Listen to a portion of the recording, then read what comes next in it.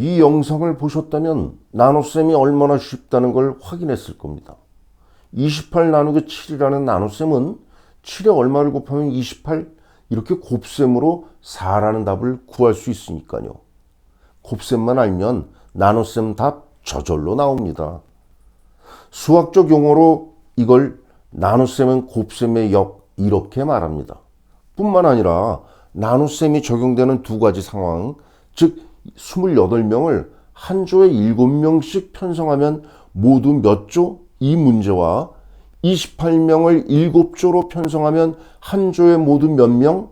이 문제를 봅시다. 나눗셈의 피제수와 제수의 단위에 따라서 결과의 의미가 각각 다르니까요. 28명을 7명으로 나눠볼까요? 4가 나오죠? 이때 단위가 조입니다. 피제수와 제수 단위가 같으면 7개씩 묶을 때 4묶음이 된다는 묶음 상황을 말합니다. 그런데 28명을 7조로 나눈 피제수와 제수의 단위가 다른 그 나눗셈의 결과 4는 28개를 7명에게 나눠주는 분배 상황과 같고 한 조에 4명이라는 뜻입니다. 즉 분배 상황의 나눗셈 결과 제수가 이를 때 이 피제수 값을 말하는 겁니다. 이처럼 나눗셈에서 피제수와 제수의 단위에 주목하면 나눗셈 값의 의미를 파악하는데 큰 어려움이 없죠. 그런데 학교 현장에서는 나눗셈이 어렵다고 합니다. 어떤 선생님의 이런 하소연도 지난 영상에서 소개해 드렸습니다. 도대체 나눗셈이 어떤 점이 어렵다는 거죠? 그리고 왜 어렵다는 거죠?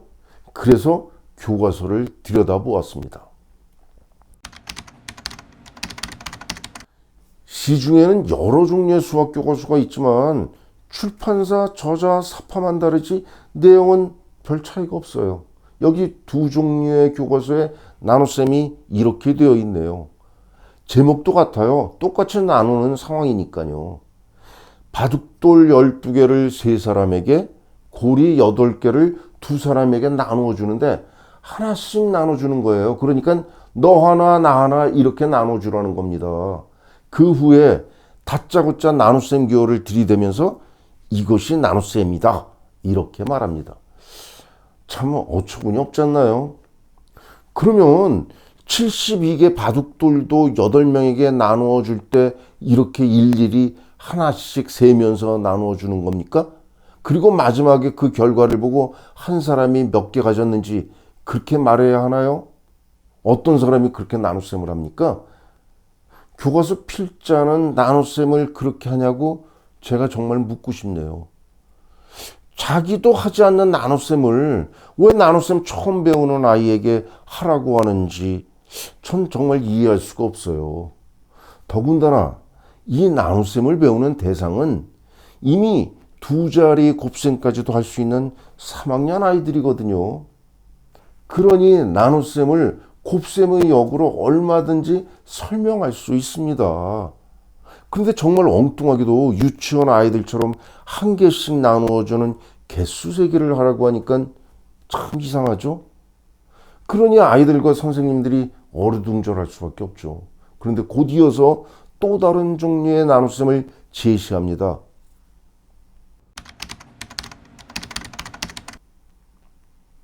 12개의 토마토를 한 봉지에 3개씩 담으면 몇 봉지에 담을 수 있냐? 8개의 고리를 한 명에게 2개씩 나누어주면 몇 사람에게 나눠줄 수 있냐? 이렇게 묻고 있습니다. 그런데 이번에는 뺄셈을 하라고 하네요. 그리고는 또 느닷없이 나눗셈 기호를 들이대며 이런 것이 나눗셈이다. 이렇게 말합니다. 좀 어이가 없다 이런 말이 저절로 나오는데요. 저는. 그러면 토마토 72개도 8개씩 나누어 줄 때 이렇게 일일이 뺄셈을 하고 몇 번 뺐는지 알아봐야 합니까? 어떤 사람이 그렇게 나눗셈 하죠? 교과서 필자도 그렇게 일일이 뺄셈을 하면서 나눗셈을 합니까? 이렇게 또 한번 정말 묻고 싶어요. 아이들과 선생님들이 얼마나 힘들어할지, 그래서 제게 메일을 보낸 그 선생님 심정 충분히 이해할 수 있습니다. 이것도요, 곱셈의 역으로 나눗셈을 하면 어렵지 않습니다. 묶음과 분배라는 두 가지 상황이 어떻게 다른지를 대조하거나 비교할 수 있는 기회도 주지 않았습니다. 그냥 해봐. 이런 것이 나눗셈이야. 이렇게 강요하는 겁니다. 또 두 가지 나눗셈 가운데 어느 것을 먼저 제시하지? 이것도 교과서마다 다르네요. 사실 이건 매우 중요한 결정인데요. 그 이유는 다음 영상에서 제가 알려드릴 겁니다. 하지만 우리 교과서는 이 중요한 결정에 대해서 고민을 했다는 흔적을 저는 찾을 수가 없었습니다. 그냥 필자의 기분에 따라 임의로 한 것 같아요. 그런데 3학년 아이들이 정작 수학 시간에 뭘 했죠? 개수 세어서 하나씩 나누어 주거나 또는 똑같이 나누어 주는 유치원 아이들의 수세기를 한 겁니다. 전혀 다른 상황임에도 불구하고 왜 똑같은 나눗셈 기호가 사용되지? 이걸 설명할 수도 없고, 그러니 선생님 자신도 나눗셈을 그렇게 하지 않으면서 그냥 교과서대로 아이들에게 시킬 수밖에 없죠. 결국 나눗셈이 어려운 게 아니에요. 교과서 나눗셈의 내용이 어려운 겁니다.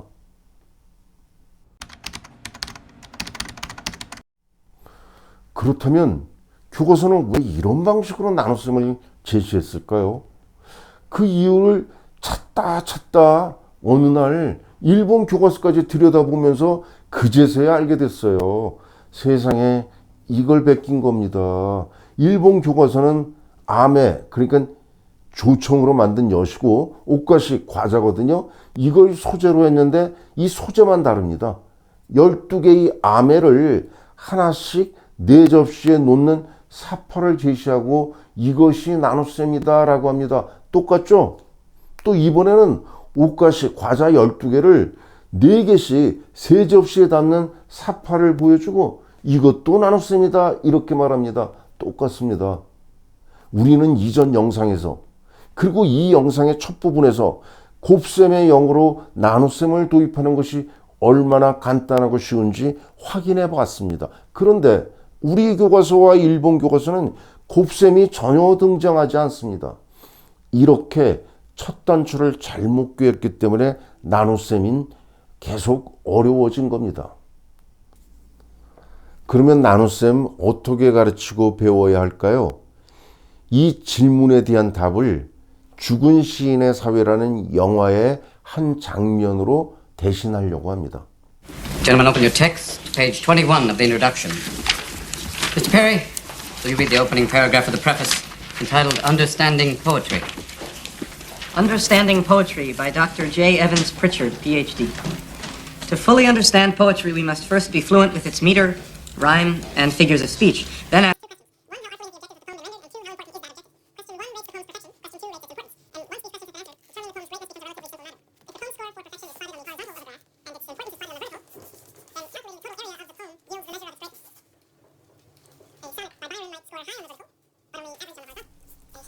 교과서 설명을 칠판에 요약하던 이 키팅 선생님은 갑자기 정색을 하면서 어떻게 시를 점수를 매겨 평가할 수 있냐고 화를 냅니다.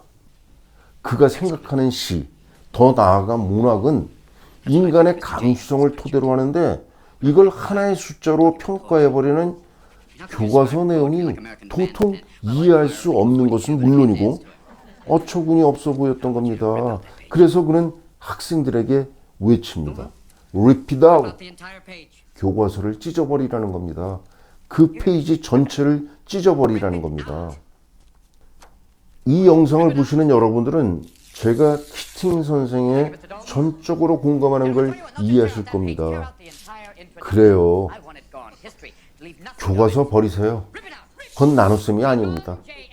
나눗셈을 알고 있는 교육학자들의 분류에 지나지 않거든요.